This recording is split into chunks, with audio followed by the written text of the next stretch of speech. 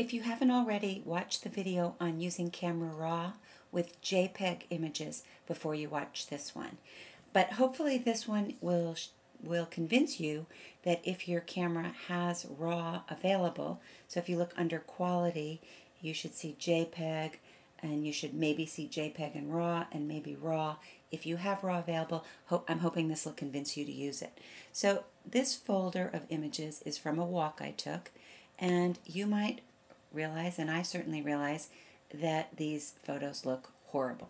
So I took some sky photos, which is a category. I took just some colorful photos, some flower photos. I wanted to show you that I've got a little texture in here too. So I did all this work. I did all these assignments. Got some more texture here and some colors, some more texture, sort of like graffiti on the road. This is peeling paint on a wall. But do you notice how hideous these look?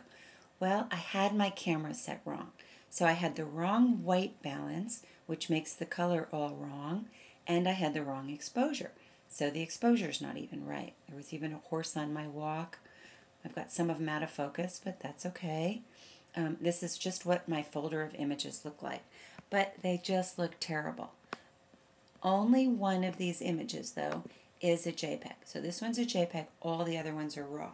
I'm going to select all of them, and I'm going to open them in Camera Raw. And let's see, it does tell me up here, so I clicked off the JPEG, which was the first one, and it's the same photo. This one is just a RAW, the top one's a JPEG. And you'll see that my white balance is tungsten, but really this is daylight, so I should have had this to daylight. So if I switch that, well, that looks better already. I also screwed up on my walk with the exposure, so if I put this to 0, that looks better too. Now, of course, it looks a little bit out of focus, so luckily I took another one down here, but that looks better. We do have a little bit of white spiking in here, so I could try to hit that recovery. And I think I'd like this a little bit brighter. So there we go. That looks a lot more like a nice daylight shot. And just so that you can see the difference, I've made a huge change. Almost a full stop exposure and a very, very, very wrong white balance or color temperature. And I've managed to fix it, and I still have a very healthy looking histogram. So now what I'm going to do is select everything here. So I'm going to select all my textures, my skies, everything. And when you do that, you're given the option of synchronizing. And synchronizing, you can choose or not to choose specifically what you want to synchronize. And I do want it to synchronize everything I changed, and everything I didn't change won't matter. So I'm going to say OK to that. And it should pop through. And it should change all of the images to the correct color. So let's see. Yeah, that one's better. It's in focus. It looks good. The sky looks more like a sky. The color looks much better on the bike. Now I could go in and I could fuss with these a little bit more. And auto actually works great. So if I hit auto, this red again is spiking. So I'm going to move my recovery up. And that looks actually pretty good. And I could go through each one of these. And that looks good. It's a good sky.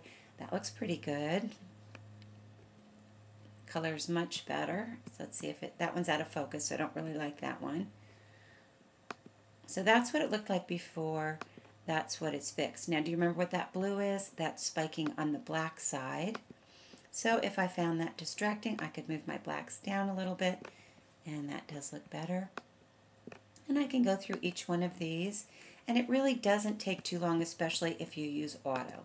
So I think auto worked pretty good on that. Again, I'm going to use recovery to get rid of that spike. And let's take a peek. Oh, let's maybe move our blacks down on this one. There we go. And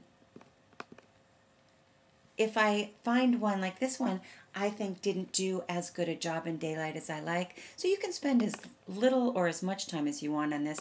I might try to make this one a little bit more neutral, and I do like that a little bit better. And look at my histogram, all in the middle, all neutral gray, just where I want it. And there's another texture. There's a sky. And again, just to remind you, this is what it looked like before, and here's what it looks like after. I've got a little bit of spiking there. I should be able to see it there, but recovery should get rid of that. And if I don't like the little black behind the rocks, that looks better. And you would go through each one of these and just kind of tweak it the way you like it. Like that one I don't really like. I think I want that one to be darker, and I don't want that one to be as red. And I can even move with some of these other things. Say I want that saturation down a little bit. I can maybe move that down. Okay, as I go through all of these, I'm not going to go through each one. I do want to bring you back to this one, because this one was synchronized along with the rest, and you can tell that because the numbers changed. So remember, it would have been all at 0 since it's a JPEG, and since these numbers changed, those are all the things that changed when I synchronized it. And this looks terrible, because remember, this is what I fixed, this is what it looked like before, and this is what it looks like when the JPEG's fixed, which you can pretty much say is not fixed at all. So there's a lot that you can do in Camera Raw with JPEGs. You can fix color, you can fix exposure, you can mess around with that auto or brightness, contrast, saturation, but when it's way off, when there's a huge difference like this, when your white balance is completely wrong and your exposure is completely wrong, you cannot fix it. But when you make giant mistakes with raw images, you can fix them. You also have this extra step. So once you've fixed them, and if I were to say done now, if I said done, everything would be, well, let's see, everything should be fixed. And when I come back to bridge, you'll see they kind of pop in as it's done. So it's kind of fixing things over here. So long as that's spinning, it's still working. The problem is, every time you go to open a raw image, I'm holding down the command key I don't want to open the JPEG. Every time you go to open these, so all I said is Command O for open, it's going to take me back to Camera Raw. And I've already been here. I don't need to do this again. So there is one more step you can do. Once you finish this color correcting, you can say Select All, and then say Save Images. And I'm going to just call them walk, and you can type in whatever the subject matter would be. And I'm going to start with number 1. And then under choosing where you're going to put these, this is the folder that we had all the raw images in.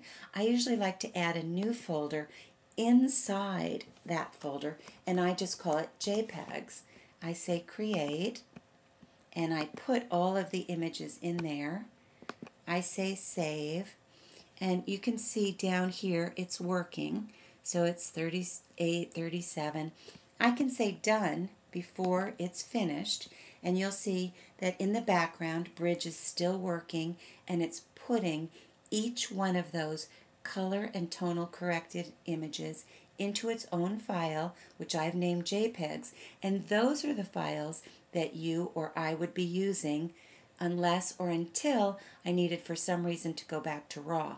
The RAW can be like your negatives. You can store those away on a backup hard drive to keep for later if you need them, and you can have the smaller, more convenient, quicker to use, easier to use JPEGs with the major color corrections. So I hope that's given you a little bit of a reason to be brave and try Camera Raw if your camera has it available.